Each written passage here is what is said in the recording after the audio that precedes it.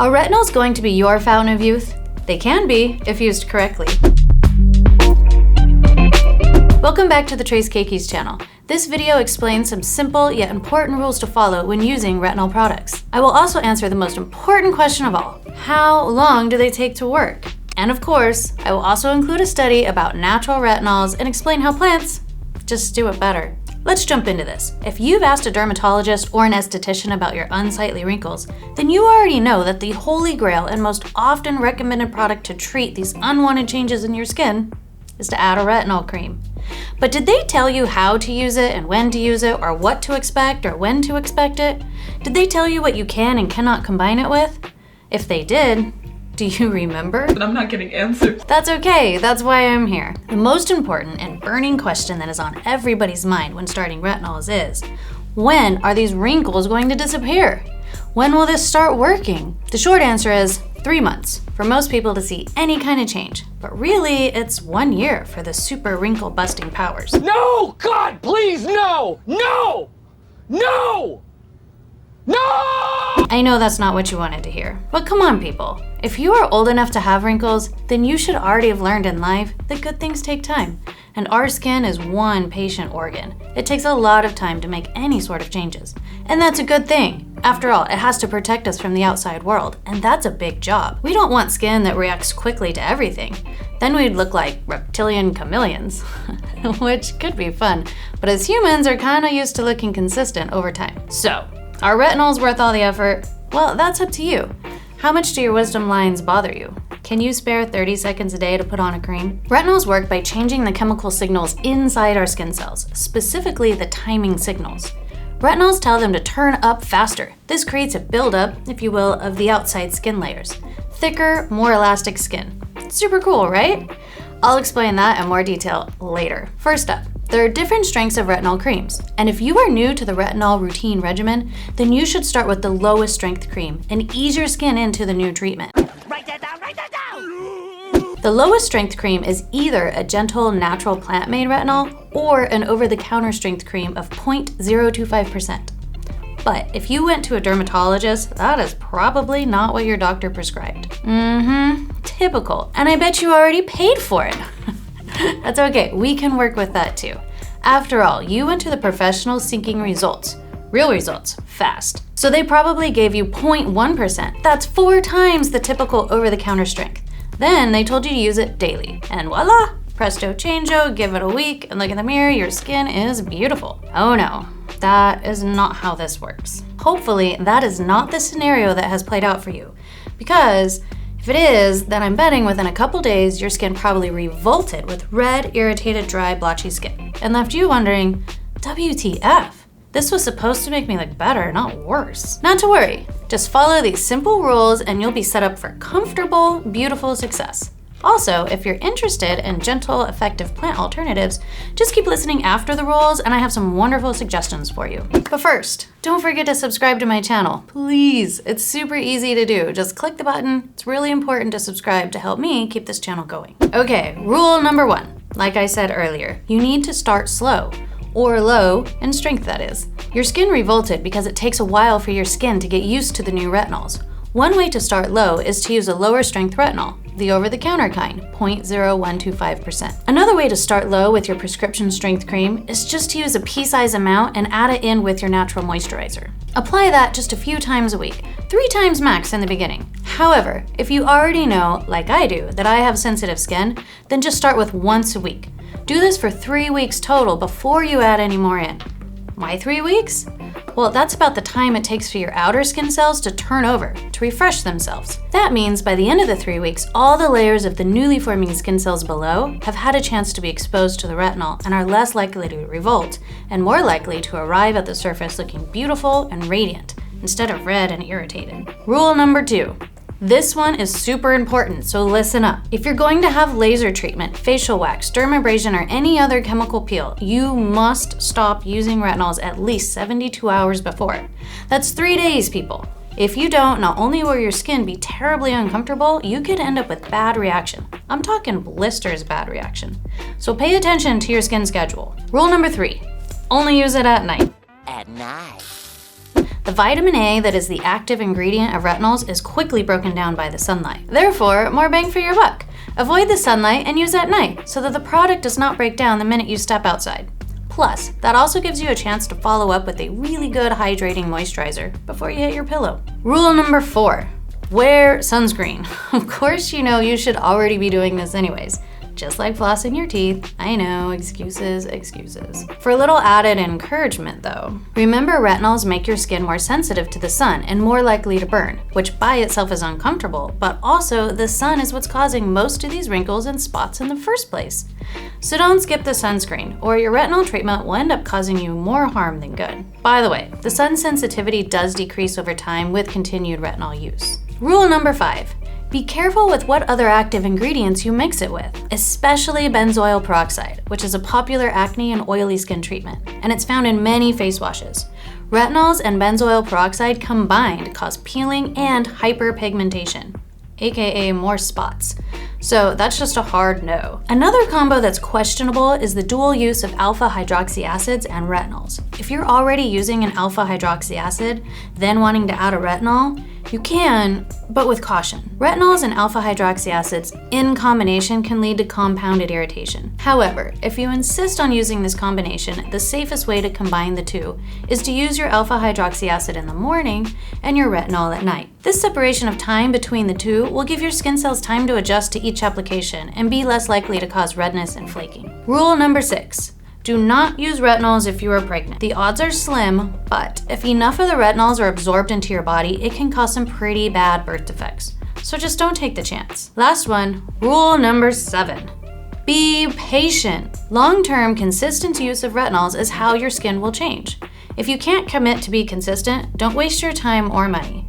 To make a change, you must make the commitment. So follow the rules and make your retinol routine a pleasant one. Next up, of course, I can't make a video without talking about plants. As promised, as I said earlier in the video, you don't need expensive prescriptions to benefit from the wonders of retinoids. There are some plant-made retinoids that are much more gentle on your face, and studies have proven just as effective as prescriptions over the use of 1 year.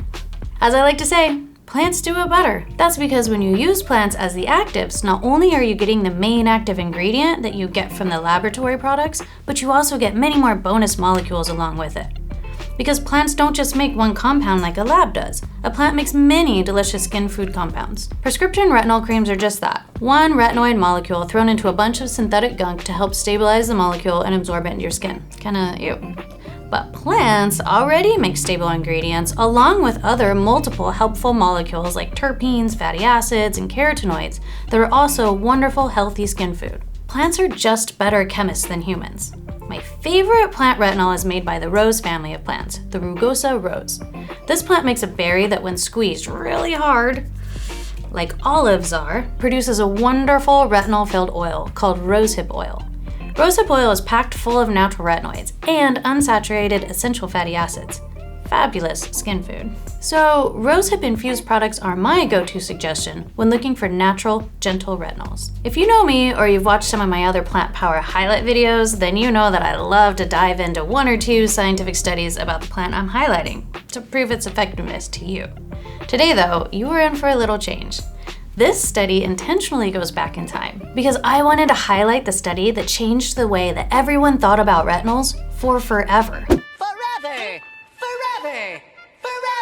Where the entire commercial retinol industry, as a cosmetic anti-aging product, sprang up from. One single study did this. But first, we need to understand retinol's past a little bit in order to get to its present. As early as the 1940s, chemists and medical researchers theorized that a molecule called tretinoin, or known as retinoic acid, should be helpful to treat severe inflammatory acne.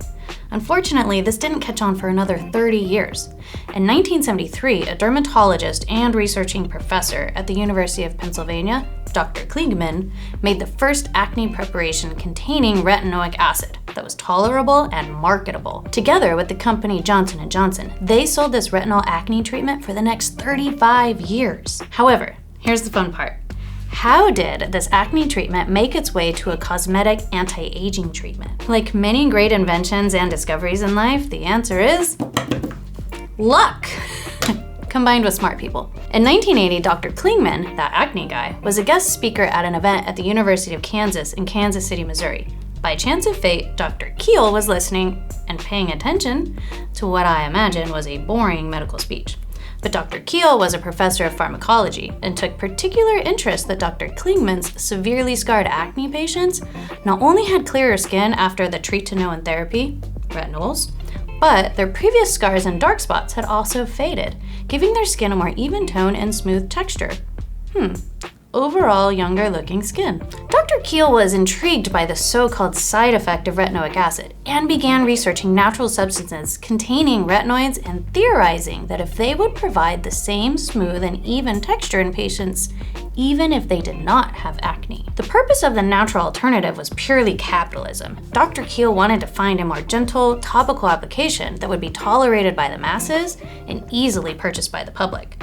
A plant-based alternative would bypass the need for prescription and therefore be more likely to be a commercial success. But he had to test his theory, and there was a problem. In the 1980s, there was no funding or interest in cosmetic clinical trials. No. Only medical clinical trials were happening and being funded by the pharmaceutical industry. So how was he going to prove his plant-based theory? Well, perhaps another stroke of luck. In 1983, when Dr. Keel took up the offer to be a traveling professor to the San Marcos University in Lima, Peru, where he met an equally intrigued professor, Dr. Bertha Pareja. Together, they concocted the best type of cosmetic clinical trial they could muster up and had the support of willing graduate students from the University of Concepcion in Chile to help. This group of researchers discovered that rosehip oil was naturally high in several retinoid compounds and fatty acids, thus making her the perfect plant power ingredient. A gentle and tolerable treatment for those who had damaged skin, such as burns and fresh scars. So they started with the scars. From 1986 to 1988, they conducted a groundbreaking plant-based clinical trial on scars. They took 190 volunteers between the ages of 45 and 68 who had breast cancer that required a mastectomy, removal of the breast. Half these women were given rosehip oil and half were given a placebo oil to rub on their closed incision. In case you're curious, they chose sunflower oil for this placebo. The women were told to gently massage their scars with the oil twice a day once their stitches had been removed. At the end of 3 months after diligently applying the oils, the researchers noted that the rosehip group had significant improvement on their scars over the placebo group. They had less lumps, and elasticity and color was much better than the other group. Best of all, they were able to undergo their cosmetic reconstruction surgeries on average of 8 weeks sooner than the placebo group. That's a huge improvement on skin recovery rate. Now this is where it gets fun. Armed with the confidence of the rosehip oil, the same researchers also conducted a rosehip study on persons with photo-damaged skin. And this study, my friends, is the seed that sprang into life the entire cosmetic craze of the retinols that we see today. And if you stop to think about how this study went down, it's kind of funny. This time, the researchers, which were young graduate students, I'm assuming they were male, for the sake of comedy, of course, they went to a popular summer resort town where wealthy European women would hang out. I mean, like, pale women.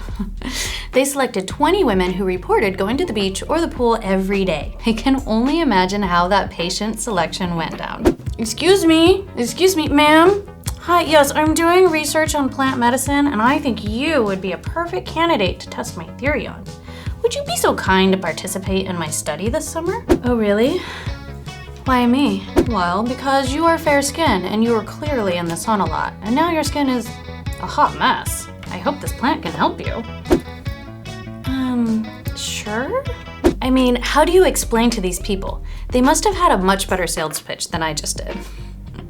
Okay, so back to the study. Somehow they coerced 20 women between the ages of 25 and 30 who had visible brown spots and crow's feet. Already. Jeez. They all applied rosehip oil to their faces for 4 months, from May to August in 1988. Observations were made every 8 days. Interestingly, starting by the 3rd week, they noted significant changes in the skin with less wrinkles and more even skin tone. They noted by the end of the 4th month, most patients had no brown spots remaining. This single study sparked the beginning of all the retinoid research as a serious cosmetic pharmacological treatment, and pretty much kickstarted the entire prescription and over-the-counter retinol cosmetic industry that we all know and love today. But as I say, why isolate just one retinoid? Why not stick with the OG, rosehip oil? Well, that's because for decades, people have been under the assumption that laboratories are better because they're the ideal place to make one single compound efficiently and with standardization, meaning every compound produced exactly the same each time you get consistent results. Unfortunately, when you do it that way, you're missing out on all the amazing, helpful byproducts that plants make as well. In the case of rosehip oil, her byproduct is free fatty acids, which not only help the product work better, they also protect the other sensitive skin cells while they're at it. Those free fatty acids are not something that laboratories can make. These, my friends, are the unique and wonderful plant-made skin food that I'm always talking about. Just another reason why I say plants do it better. Okay, I bet you're wondering, where can I get some of this rosehip oil? Okay, I'll suggest two. My favorite rosehip retinol serum is by a clean organic company called PAI, P-A-I. They're sold on credobeauty.com and other websites. At the time of this recording, it's $44 a month. Not bad. If you're looking for something that packs a little bit more of a plant punch, you can check out the Osmosis Skincare Company. They're not a completely plant-made company, but they do combine many of their wonderful plants into their skincare. They have a retinol serum containing rosehip oil, cinnamon bark, and honeysuckle flower. All these are fabulous skin ingredients. This serum is a perfect combination of retinoids and skin-soothing antioxidants. However, 1 ounce will set you back $144, but it should last a month or two, so still not too bad, I think. So those are my favorites, but of course there's many more out there on the market. Just look for rosehip in the ingredients list and do it from a company that you trust. Keep an eye out for my next video that explains how retinols work. It's quite an entertaining and educational experience. Okay, take care and bye for now. Would you be so kind to participate? Dang it. Hi, I am doing a plant, sorry. We'll have to do it 2 more times. I think that's it. But no, I don't want to do it again.